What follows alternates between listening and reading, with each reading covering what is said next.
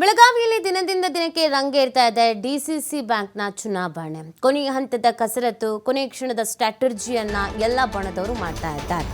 Bank ನಿರ್ದೇಶಕರ ಚುನಾವಣೆಗೆ ಇವತ್ತು ಕೊನೆಯ ಹಂತದ ಕಸರತ್ತು. ನಾಮಪತ್ರ ವಾಪಸ್ ಪಡೆಯೋದಕ್ಕೆ ಇವತ್ತು ಕೊನೆಯ ದಿನ. ಈ ಹಿನ್ನೆಲೆಯಲ್ಲಿ ಕೆಲವರ ನಾಮಪತ್ರವನ್ನ ಹಿಂಪಡಿಸುವಂತೆ ಮಾಡಬೇಕು ಅಂತ ಸ್ಟ್ರಾಟಜಿಗಳನ್ನು ಮಾಡ್ಕೊಳ್ತಾ ಇದ್ದಾರೆ.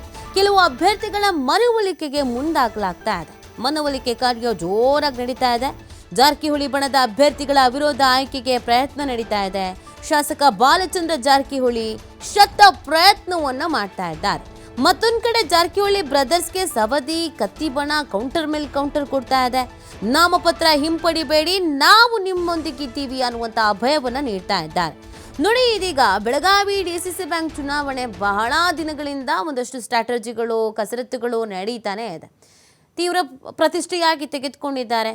ಕತ್ತಿಯವರಾಗಿರ್ಬೋದು, ಸವದಿಯವರಾಗಿರ್ಬೋದು, ಜಾರಕಿಹೊಳಿ ಬ್ರದರ್ಸ್ ಆಗಿರ್ಬೋದು, ತಮ್ಮ ಕುಟುಂಬಕ್ಕೆ ಬೆಳಗಾವಿಯ ಹಿಡಿತ ಇರಬೇಕು ಅನ್ನೋದು ಇವರ ಪ್ಲ್ಯಾನ್. ಬಟ್ ಇದು ಎಷ್ಟು ಮಟ್ಟಿಗೆ ವರ್ಕೌಟ್ ಆಗುತ್ತೆ ಅಥವಾ ಯಾರ ಪ್ಲ್ಯಾನ್ ವರ್ಕೌಟ್ ಆಗುತ್ತೆ ಅನ್ನೋದು ಗೊತ್ತಿಲ್ಲ.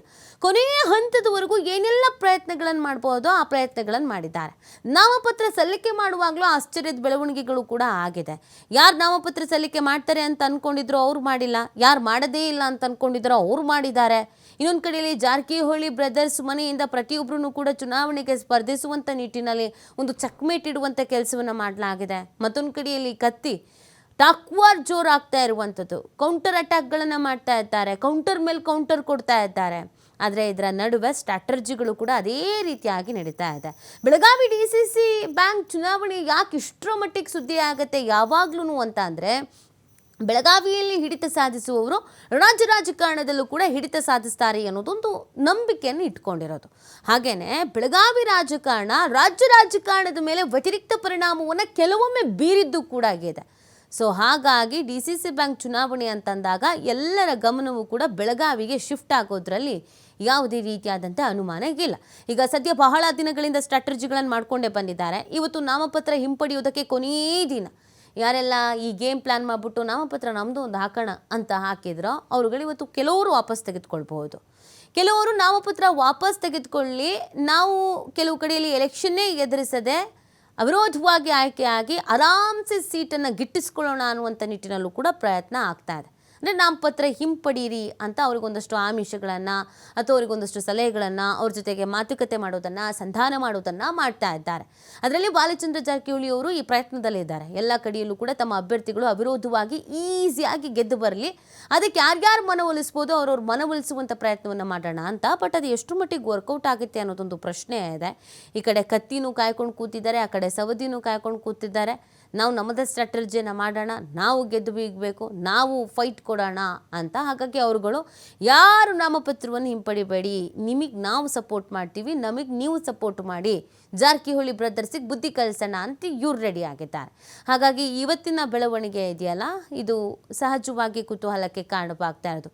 ಇನ್ನೊಂದು ಕಡೆಗೆ ಒತ್ತಡ ಹೇಳೋ ಕೆಲಸ ಮಾಡಲಾಗ್ತಾ ಇದೆ. ಸಚಿವ ಸತೀಶ್ ಜಾರಕಿಹೊಳಿ ಮುಖಾಂತರವಾಗಿ ಉತ್ತಮ್ ಪಾಟೀಲ್ ಮೇಲೆ ಒತ್ತಡ ಹೇರುವಂಥ ಕೆಲಸ. ನಿಪ್ಪಾಣಿಯಲ್ಲಿ ಅಣ್ಣಾ ಸಾಹೇಬ್ ಜೊಲ್ಲೆ ವಿರುದ್ಧ ಉತ್ತಮ್ ಪಾಟೀಲ್ ಸ್ಪರ್ಧೆ. ಜಾರಕಿಹೊಳಿ ಬ್ರದರ್ಸ್ ಇಲ್ಲಿ ಪ್ರಯತ್ನವನ್ನು ಪಡ್ತಾ ಇರುವಂಥದ್ದು, ಮನವೊಲಿಕೆ ಮಾಡ್ತಾ ಇದ್ದಾರೆ. ಬಟ್ ಮನವೊಲಿಕೆಗೆ ಜಗ್ತಾ ಇಲ್ವಂತೆ. ನೀವೇನೇ ಮನವೊಲಿಕೆ ಮಾಡಿದ್ರು ನಾನು ಒಪ್ಪಲ್ಲ ಅನ್ನುವಂಥ ರೀತಿಯಲ್ಲಿ ಉತ್ತಮ್ ಪಾಟೀಲ್ ಇದ್ದಾರೆ ಅಂತ ಹೇಳ್ತಾ ಇದ್ದಾರೆ. ಸೊ ಹಾಗಾಗಿ ನಾಮಪತ್ರ ಹಿಂಪಡೆಯೋದಕ್ಕೆ ನಾನಾ ಸಾಹೇಬ್ ಮೇಲೂ ಕೂಡ ಬಾಲಚಂದ್ರ ರಮೇಶ್ ಒತ್ತಡ ಹೇರ್ತಾ ಇದ್ದಾರಂತೆ. ಇತರೆ ಕ್ಷೇತ್ರದಿಂದ ಚನ್ನರಾಜ್ ಹಟ್ಟಿಹೊಳಿ ವಿರುದ್ಧ 3 ನಾಮಪತ್ರಿಕೆ ಸಲ್ಲಿಕೆಯನ್ನು ಮಾಡ್ಕೊಂಡಿದ್ದಾರೆ. 3ರನ್ನೂ ಮನವೊಲಿಸಲಾಗ್ತಾ ಇದೆ. ಆದರೆ 3ರಲ್ಲಿ ಯಾರು ಮಾತು ಕೇಳ್ತಾರೆ ಅನ್ನೋದು ಪ್ರಶ್ನೆ. ಮಾತು ಕೇಳ್ತಾ ಇಲ್ವಂತೆ. ಯಾರು ಏನೇ ಒತ್ತಡ ಹೇರಿದ್ರು, ಎಷ್ಟೇ ಮನವೊಲಿಕೆ ಮಾಡಿದ್ರು ಬಿಲ್ಕುಲ್ ಒಪ್ಪೋದಕ್ಕೆ ಕೆಲವ್ರು ರೆಡಿ ಇಲ್ಲ. ಇನ್ನು ಕೆಲವರಿಗೆ ನೀವು ಒಪ್ಕೊಂಡ್ಲೇಬೇಡಿ, ನಿಮ್ಮ ಹಿಂದೆ ನಾವಿದ್ದೀವಿ, ಯಾವುದೇ ಕಾರಣಕ್ಕೂ ಅವ್ರು ಹೇಳುವಂಥ ಯಾವುದೇ ಷರತ್ತುಗಳಿಗೂ ಒಪ್ಪಿಗೆಯನ್ನು ಕೊಡಬೇಡಿ ಅಂತ ಹೇಳ್ತಾ ಇದ್ದಾರಂತೆ. ಸೊ ಹಾಗಾಗಿ ಕೊನೆಯ ಹಂತದ ಪ್ರಯತ್ನಗಳು ಗೆಲುವಿಗಾಗಿ ಆ ಪ್ರಯತ್ನಗಳನ್ನು ಮಾಡ್ತಾ ಇರೋದು. ಇದಾದಮೇಲೆ ಮುಗೀತು. ಇನ್ನು ಎಲೆಕ್ಷನಲ್ಲಿ ಏನೇನು ಸ್ಟ್ರಾಟಜಿಗಳನ್ನು ಮಾಡ್ಕೊಳ್ಬೋದೋ ಅಷ್ಟೇ. ಬಟ್ ಅಭ್ಯರ್ಥಿಗಳ ಮನವೊಲಿಸೋದು, ನಾಮಪತ್ರ ಸಲ್ಲಿಕೆಯನ್ನು ಹಿಂಪಡೆಯುವಂತೆ ಮಾಡುವಂಥದ್ದು ಇದೆಯಲ್ಲ, ಇದು ಕೊನೆಯ ಹಂತದ ಸ್ಟ್ರಾಟಜಿ. ಆ ಕೊನೆಯ ಹಂತದ ಸ್ಟ್ರಾಟಜಿಯನ್ನು ಜಾರಕಿಹೊಳಿ ಬ್ರದರ್ಸ್ ಬಹಳ ಅಚ್ಚುಕಟ್ಟಾಗಿ ಮಾಡ್ತಾ ಇದ್ದಾರೆ. ಬಟ್ ಅದಕ್ಕೊಂದು ಫಲ ಸಿಗುತ್ತಾ ಅಥವಾ ಸಿಗಲ್ವಾ ಅನ್ನೋದು ಈಗ ಪ್ರಶ್ನೆ ಆಗಿರೋದು. ಕೇವಲ ಜಾರಕಿಹೊಳಿ ಬ್ರದರ್ಸ್ ಮಾತ್ರ ಅಲ್ಲ, ಈವನ್ ಕತ್ತಿ, ಸವದಿ ಎಲ್ಲರೂ ಕೂಡ ಅವರದ್ದೇ ರೀತಿಯಾದಂಥ ಲೆಕ್ಕಾಚಾರಗಳನ್ನು ಹಾಕ್ತಾ ಇದ್ದಾರೆ. ಎಲ್ಲಿ ಅಭ್ಯರ್ಥಿಯನ್ನು ಗೆಲ್ಲಿಸ್ಕೊಂಡು ಬರಬೇಕು, ಎಲ್ಲಿ ಹೊಂದಾಣಿಕೆ ಮಾಡ್ಕೊಳ್ಬೇಕು, ಎಲ್ಲಿ ಎಲೆಕ್ಷನ್ನೇ ನಡೆಯದೆ ಗೆದ್ದು ಸುಮ್ಮನೆ ಹಾಗೆ ಕುತ್ಕೋಬೇಕು, ಈ ಪ್ರಯತ್ನಗಳಲ್ಲಿ ಈ ಒಂದು ಸ್ಟ್ರಾಟರ್ಜಿಗಳಲ್ಲಿ ಬ್ಯುಸಿ ಆಗಿರುವಂಥದ್ದು. ಒಟ್ಟಿನಲ್ಲಿ DCC ಬ್ಯಾಂಕ್ನ ಚುನಾವಣೆ ದಿನದಿಂದ ದಿನಕ್ಕೆ, ಕ್ಷಣದಿಂದ ಕ್ಷಣಕ್ಕೆ ರಂಗೇರ್ತಾ ಇರೋದ್ರಲ್ಲಿ ಯಾವುದೇ ಅನುಮಾನ ಇಲ್ಲ. ಕೊನೆಗೆ ಯಾರ ಕೈ ಹಿಡಿಯುತ್ತೆ ಈ ಒಂದು ಚುನಾವಣೆ, ಯಾರು ಗೆದ್ದು ಚುಕ್ಕಾಣಿಯನ್ನು ಹಿಡಿತಾರೆ DCC ಬ್ಯಾಂಕ್ನ ಚುನಾವಣೆಯಲ್ಲಿ ಗೆದ್ದು ಅನ್ನೋದು ಪ್ರಶ್ನೆ ಆಗಿರೋದು. ಇದು ರಾಜಕೀಯವಾಗಿಯೂ ಕೂಡ ಫೈಟ್ ಆಗ್ತಾ ಇದೆ. ಹಾಗೆಯೇ ತೀರಾ ಪರ್ಸ್ನಲ್ ಆಗಿಯೂ ಕೂಡ ಪ್ರತಿಷ್ಠೆಯಾಗಿ ಕುಟುಂಬಗಳು ಇದನ್ನು ಸ್ವೀಕರಿಸ್ತಾ ಇರೋದು. ನಮ್ಮ ಕುಟುಂಬವೇ ಇಲ್ಲಿವರೆಗೂ ನೋಡ್ಕೊಂಡು ಬಂದಿದ್ದು, ಮುಂದೇನೂ ನಾವೇ ಇರ್ತೀವಿ ಅನ್ನೋ ಥರ ಕತ್ತಿ ಕಡೆಯವರು. ಇನ್ನೊಂದು ಕಡೆಯಲ್ಲಿ ಇಲ್ಲ ಈ ಬಾರಿ ನಾವು ಮುಂಚೂಣಿಯಲ್ಲಿ ಇರ್ತೀವಿ, ನಮ್ಮದೇ ಅಧಿಕಾರ ಅಂತ ಜಾರಕಿಹೊಳಿ ಬ್ರದರ್ಸು. ಹಾಗಾಗಿ ಟೋಟಲ್ ಆಗಿ ಕೊನೆಯ ಹಂತದಲ್ಲಿ ಏನಾಗುತ್ತೆ ಅಂತ ನೋಡಬೇಕಾಗತ್ತೆ.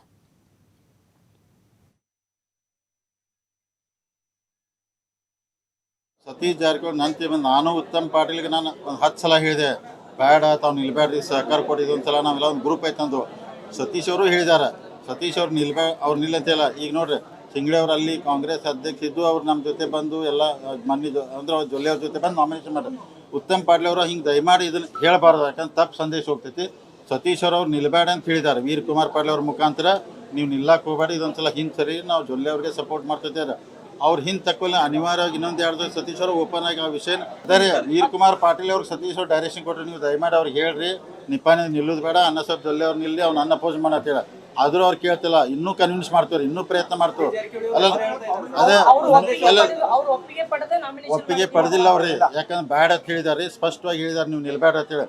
ಆದರೂ ಅವ್ರು ಹಂಗೆ ಹೆಸರು ಹೇಳ್ತವೆ, ದಯಮಾಡಿ ಹೇಳಬಾರ್ದು. ಅವ್ರು 13 ತಾರೀಕೊಳಗೆ ಅದು ಕ್ಲಿಯರ್ ಆಗದಿಲ್ಲ ಅಂದ್ರೆ ಓಪನ್ ಆಗಿ ಸತೀಶ್ ಅವರ ಮತದಾರ ಅವರ ಅಂದ್ರೆ ಮನವಿ ಮಾಡ್ತಾರೆ. ಒಂದು ನಿಮಿಷ ಕಾಗವಾಡ ಇದು ಕಿತ್ತೂರದೊಂದು ಕ್ಲಿಯರ್ ಮಾಡ್ತಾನೆ. ಕಿತ್ತೂರಲ್ಲಿ ವಿಕ್ರಮ್ ಇನಾಮ್ದಾರು ನಮ್ಮ ಕ್ಯಾಂಡಿಡೇಟ್ರೆ, ನಾವೆಲ್ಲ ಮೊದಲಿಂದ ಅವ್ರಿಗೆ ಸಪೋರ್ಟ್ ಮಾಡ್ತೀವಿ, ಇವತ್ತು ಅವ್ರಿಗೆ ಸಪೋರ್ಟ್ ಮಾಡ್ತೀವಿ, ನಾಳೆ ಅವ್ರಿಗೆ ಸಪೋರ್ಟ್ ಮಾಡ್ತೀವಿ. ನಮ್ಮ ಕ್ಯಾಂಡಿಡೇಟ್ ಅಲ್ಲೇ ಈಗ ಅವ್ರು ಬಾಬಾ ಸಾಹೇಬ್ ಮೋಸಿ ಕಾಂಗ್ರೆಸ್ MLA ಇರ್ಬೋದು, ಅವ್ರ ಬ್ರದರ್ ನಿಲ್ಸಿದಾರು, ಅವ್ರು ಫೈಟ್ ಮಾಡೋದನ್ನ ಮಾಡಲಿ. ನಮ್ಮ ಕಿತ್ತೂರು ವಿಷಯದಾಗ ವಿಕ್ರಮ್ ಇನಾಮ್ದಾರ್ ನಮ್ಮ ಕ್ಯಾಂಡಿಡೇಟು, ನಾವು ಕ್ಲಿಯರ್ ಆಗಿ ಅವ್ರ ಜೊತೆ ನಿಲ್ತು ಅವ್ನು ಗೆಲ್ಸುವಂಥ ಪ್ರಾಮಾಣಿಕ ಪ್ರಯತ್ನ ಮಾಡಿ. ಸತೀಶ್ ಜಾರಕಿಹೊಳಿ ನಂತರ ನಾನು ಉತ್ತಮ್ ಪಾಟೀಲ್ಗೆ ನಾನು ಒಂದು 10 ಎಲ್ಲ ಇಲೆಕ್ಷನ್ ಒಳಗೆ ಬೇರೆ ಬೇರೆ ಸಿಚುವೇಶನ್ ಆಗ್ತಾ ಇರ್ತೀವಿ. ಈ ಇಲೆಕ್ಷನ್ದಲ್ಲಿ ಬೇರೆ ಸಿಚುವೇಶನ್ ಇದೆ, ಅದ್ರ ಬಗ್ಗೆ ನಾ ಏನು ಮಾತಾಡೋದಿಲ್ಲ. ಬರ್ತಕ್ಕಂಥ ಚುನಾವಣೆಯಲ್ಲಿ ನಾವೆಲ್ಲರೂ ಕೂಡಿ ಟೀಮ್ ವರ್ಕ್ ಮಾಡಿ ಇದನ್ನ ಇಲೆಕ್ಷನ್ ಮಾಡ್ತಾ ಇದ್ದೀವಿ. ಎಲ್ಲ ಲೀಡರ್ಸ್ದು ಕೂಡ ನಾವು ಹೋಗಿ ಭೇಟಿಯಾಗಿ ಅವ್ರದ್ದೆಲ್ಲರದು ಆಶೀರ್ವಾದ ಈಗಾಗಲೇ ಪಡೆದೇನೆ. ನಾ ಅವ್ರಿಗೆ ಒಟ್ಟು ಹೋಗಿ ಭೇಟಿಯಾಗಿ ಇಷ್ಟೇ ಹೇಳಿದ್ದೇನೆ, ನಮಗೆ ಆಶೀರ್ವಾದ ಮಾಡ್ರಿ ಅಂತೇಳಿ. ಇನ್ನೂವರೆಗೆ ಅವರು ಬಹಿರಂಗವಾಗಿ ಅಂದರೆ ನನಗೆ ನಿಲ್ಲ ಅಂತೇಳಿ ಅಷ್ಟು ಹೇಳಿದಾರೆ ಇವತ್ತು. ಈಗ ಅದ್ರ ಬಗ್ಗೆ ಮಾತಾಡೋದು ಬೇಡ, ನಮ್ಮ ತಾಲೂಕಾ ಪೂರ್ತಿ ನಾವು ಅಷ್ಟೇ ಹೇಳ್ತೀವಿ, ನಾವೆಲ್ಲರೂ ಕೂಡಿ ಮಾಡತ್ತೀವಿ. ಅದನ್ನ ಜಿಲ್ಲಾದ ರಾಜಕೀಯ ಒಳಗೆ ನಾ ಮಾತಾಡೋಷ್ಟು ದೊಡ್ಡವ ಅಲ್ಲ. ಏನಿಲ್ಲ, ಸತೀಶ್ ಸಾವ್ಕಾರ ಯಾವಾಗ ಹೋಗಿ ಭೇಟಿ ಆದ್ನಿ ಅವಾಗ ಅವ್ರಿಗೂ ಹೇಳಿ ಬಂದೀನಿ, ಅವ್ರು ನಿಲ್ಲ ಅಂತ ಹೇಳಿ ಹಿಡಿದರು, ಅದಕ್ಕೆ ನಾನು ನಿಂತು. ಅದನ್ನ ನೇರವಾಗಿ ನೀವು ತಿಳ್ಕೊ, ಹಿಂದೆ ತಕ್ಕೊಳ್ಳೋದು ಪ್ರಶ್ನೆ ಇಲ್ಲ. ನಾವು ಯಾವತ್ತು ಕನ್ಸಿಡರ್ ಮಾಡಿದಾರು ಮಾಡಿಲ್ಲ ಅಂತ ಅನ್ನೋದಕ್ಕಿಂತ ನಾವು ಪ್ರಿವಿಯಸ್ ಆಗಿ decided to contest. Satish Jarkiholi ಅವರ ಬೆಂಬಲ ನಿಮಗಿದೆ ಅನ್ನೋ ಡೆಫಿನೆಟ್ಲಿ ಬಹಿರಂಗವಾಗಿ ಎಸ್. ಇನ್ನೊಂದು ಕಡೆ ವಿರುದ್ಧವಾಗಿ ಬಾಲಚಂದ್ರ ಜಾರಕಿಹೊಳಿ ಅವರು ಅದನ್ನ ಏನು ಮಾತಾಡೋದಲ್ಲ, ಬಟ್ ಆ್ಯಸ್ ಪರ್ ಇದು ಮಾಡಿದ್ರೆ ಸತೀಶ್ ಬೆಂಬಲ ಹೋಗ್ತೀವಿ. ಸೊ ಏನಾಗ್ತಾ ಇದೆ ಜಿಲ್ಲೆ ಒಳಗೆ ಗೊತ್ತಾಗ್ತಾ ಇಲ್ಲ, ಜನರು ಕನ್ಫ್ಯೂಸ್ ಆಗಿಬಿಟ್ಟಾರೆ. 19th ಗೊತ್ತಾಗುತ್ತೆ. ಏನು ಹೇಳ್ತೀರಿ ಸರ್ ನಿಮ್ಮ ಕ್ಷೇತ್ರದ ರೈತರಿಗೆ? ರೈತನ ಸೊಸೈಟಿಗೆ ಪಾರದರ್ಶಕವಾಗಿ ಎಲ್ಲ ಡಿಸ್ಟ್ರಿಬ್ಯೂಟ್ ಆಗಬೇಕು. ಒಂದೊಂದು ಸೊಸೈಟಿಯಲ್ಲಿ ಹಿಡಿತದಲ್ಲಿ ಇಟ್ಕೊಂಡು ಕುಂತಾರೆ ಭಾಳ ದಿವಸದಿಂದ. ಇವನ್ ಮೆಂಬರ್ಶಿಪ್ ಸಂಬಂಧ ಅವ್ರಿಗೆ ಹಾಕಕ್ಕೆ ಸಾಧ್ಯ ಆಗುತ್ತೆ. ಬಿಡೋಬ್ರು ಎಲ್ಲರೂ ಓಪನ್ ಆಗಿ ಬಿಡಬೇಕು. Anyone can go, anyone take can avail the loans. ನಾವು ಕೊಡ್ತೇವೆ ಲೋನ್, ಸರ್ಕಾರ ಕೊಟ್ಟಂಥದ್ದು ರೈತರಿಗೆ ಕೊಡುವಂಥ ಕೆಲಸ ಮಾಡಬೇಕಾಗತ್ತೆ. ಕನ್ಸಿಡರ್ ಮಾಡಿದಾರು ಮಾಡಿಲ್ಲ ಅಂತ ಅನ್ನೋದಕ್ಕಿಂತ ನಾವು ಪ್ರಿವಿಯಸ್ ಆಗಿ decided to contest. Satish Jarkiholi ಅವರು